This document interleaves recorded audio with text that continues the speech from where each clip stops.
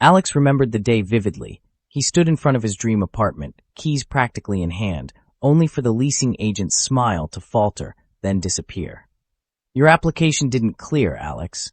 Credit score, you see, it's just too low." The words hit him like a physical blow. It wasn't just the apartment, the sleek car he'd test-driven, the one with the low monthly payment promise? Denied. The crucial business loan he needed to expand his side hustle? Laughed out of the bank. His entire future, it felt, was constantly being scrutinized, then dismissed, by a number he barely understood, a number that seemed to define his worth. He used to think credit was just some mystical force, a free pass to things he couldn't quite afford yet. He'd chased that false victory once, enthusiastically signing up for new store cards, enjoying the immediate gratification, the fleeting feeling of abundance. 0% interest for 6 months, they'd advertised. He'd signed up, bought the new gadget, the fancy clothes, thinking he was beating the system, living the good life. He thought he was smart, leveraging other people's money to get what he wanted, right now. But the interest rates eventually kicked in. The minimum payments barely touched the principal. Soon, he was just treading water, making payment after payment, only to see his balances barely budge, sometimes even grow. The calls started, gentle at first, then more insistent. The weight of it all became crushing. Each rejection, each closed door, hammered home a brutal truth. He wasn't just financially struggling, he was emotionally broken by it. His credit score, this invisible judgment, had become a prison. He felt trapped, his future hijacked by past mistakes, locked out of the very opportunities he desperately needed to get ahead. He'd lost hope, believing he was doomed to forever carry the burden of this financial shadow. That number, it wasn't just a barrier, it was a constant reminder of his perceived failures, a relentless whisper that he wasn't good enough, wasn't responsible enough, wasn't worthy of financial trust. What Alex and millions like him didn't understand was the fundamental truth about credit. It's not about how much money you have. It's not a reward for your net worth. It's a measure of trust, a profound assessment of your reliability. People fail at credit because they view it as a tool for immediate gratification, a way to acquire what they desire now, rather than a system built on demonstrated financial character and consistent promises kept. They see a credit card limit as an extension of their income instead of a temporary loan. The real reason people struggle isn't a lack of money, but a complete misinterpretation of what the credit system is designed to evaluate. Lenders aren't looking at your bank account balance when they pull your credit report. They're looking for evidence of discipline, predictability, and a history of honoring your commitments. They're asking a very simple question: can we trust you to pay us back, consistently and on time? Think of it this way. As the financial philosopher Benjamin Graham implicitly taught us about investing, it's about evaluating risk. For lenders, you are the investment. Your credit score is their due diligence report. It's a data-driven prediction of your future financial behavior based entirely on your past actions. The root cause of Alex's struggle wasn't just accumulated debt. It was the mistaken belief that credit was a limitless well rather than a sacred trust to be carefully managed. The symptoms were high interest rates and denied applications. The root cause was a missing understanding of reliability as currency. A perfect credit score isn't a fluke. It isn't luck. It's the byproduct of mastering this fundamental principle.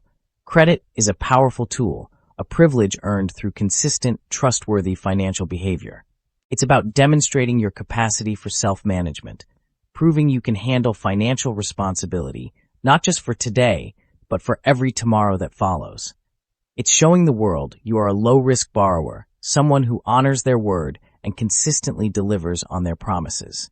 That's the real secret. That's the core understanding that unlocks everything.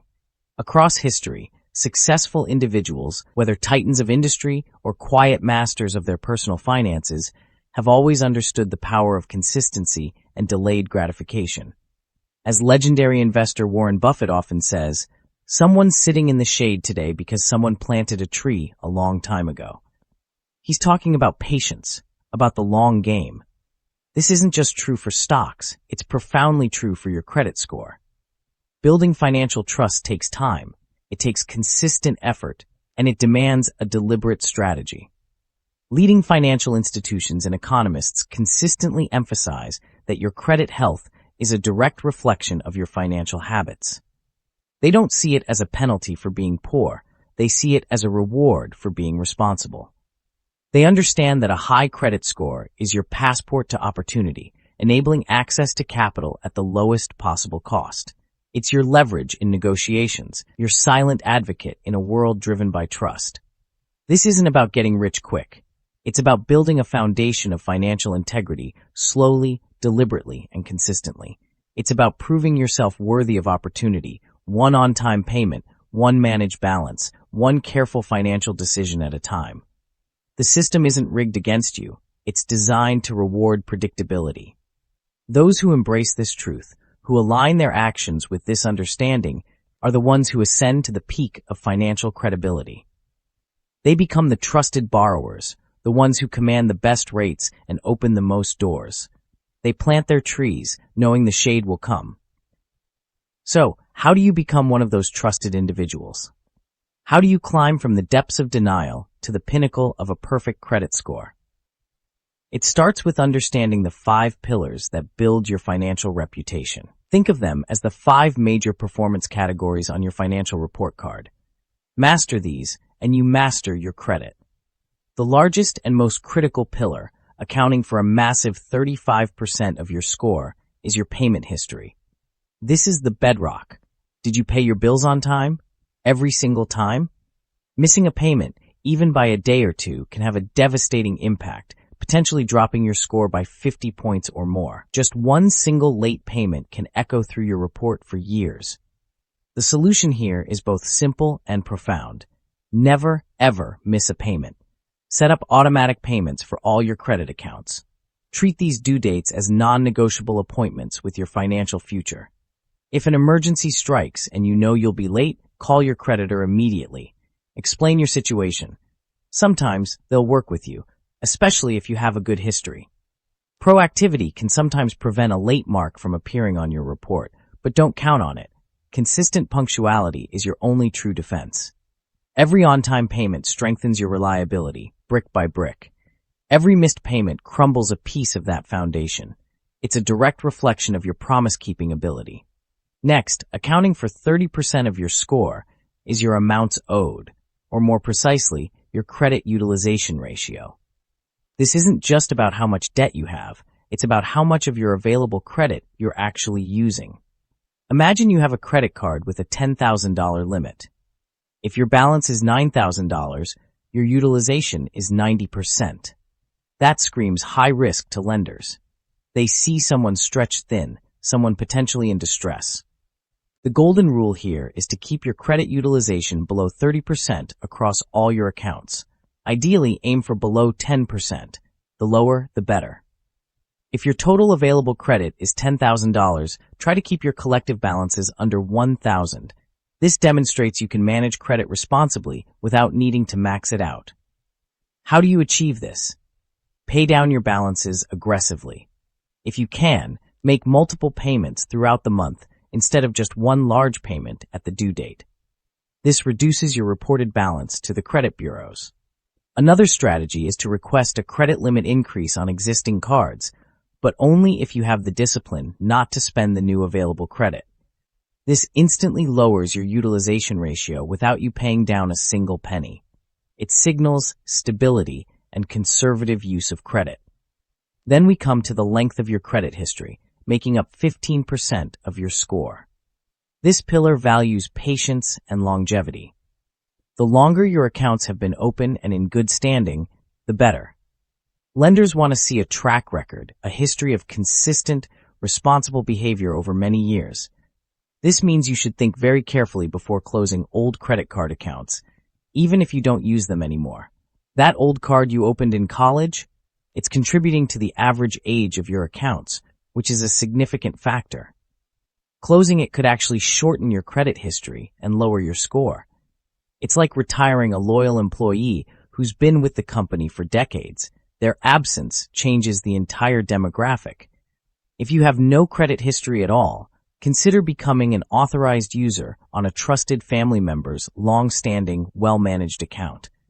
Their good history can then appear on your report, giving you a valuable head start, but choose wisely, as their mistakes would also become yours.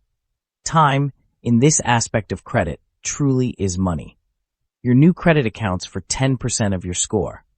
This refers to recent applications for credit and newly opened accounts. When you apply for new credit, a hard inquiry is placed on your report.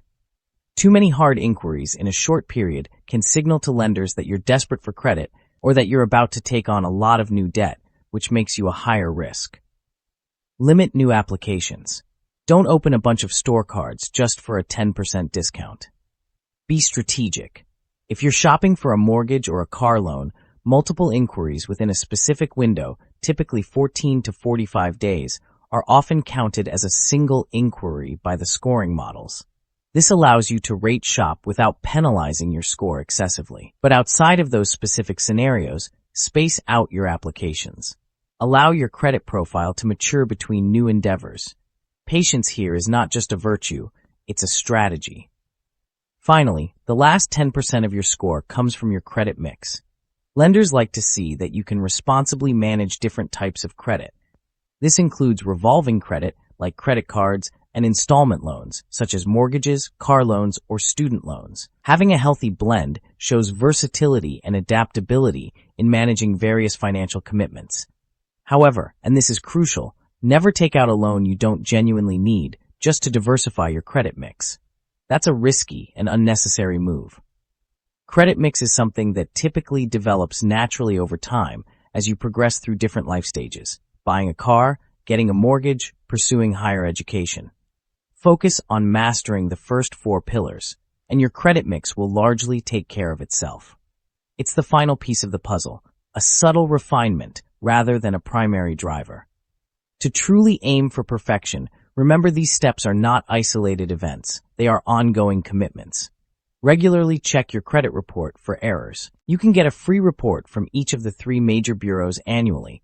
Dispute any inaccuracies immediately. Monitor your scores. Use tools that offer credit monitoring. This isn't just about getting a good score. It's about maintaining vigilance, being proactive, and treating your credit like the valuable asset it truly is. It's about taking ownership, mastering the system, and proving your financial trustworthiness day in and day out. Alex didn't just understand these principles, he embodied them. He set up automatic payments, meticulously paid down his credit card balances, and watched his utilization ratio plummet. He stopped chasing quick wins and started focusing on consistent, disciplined action. He didn't close his old college credit card, even though it had a tiny limit, recognizing its quiet contribution to his credit history. He even started checking his credit report regularly, empowered to spot and dispute any inaccuracies. Months turned into a year, then 2. The whispers of doubt in his mind were replaced by a quiet confidence. He walked into that same leasing office, head held high, and this time, the agent's smile didn't falter. He got the apartment. Later, he secured a prime interest rate on a car loan, saving him thousands. His business loan application, once a source of humiliation, was now approved with favorable terms, fueling his entrepreneurial dreams. His credit score wasn't just a number anymore. It was a tangible representation of his dedication, his discipline, his transformation. It was a badge of honor, proof of self-mastery. The journey to a perfect credit score isn't merely about financial mechanics. It's a hero's journey of personal accountability. It's about overcoming past mistakes, understanding a complex system, and diligently applying proven strategies. It's about building trust, not just with lenders, but with yourself. Because in a world that thrives on connection, trust is the ultimate currency. And when you master the art of earning it, every door begins to open.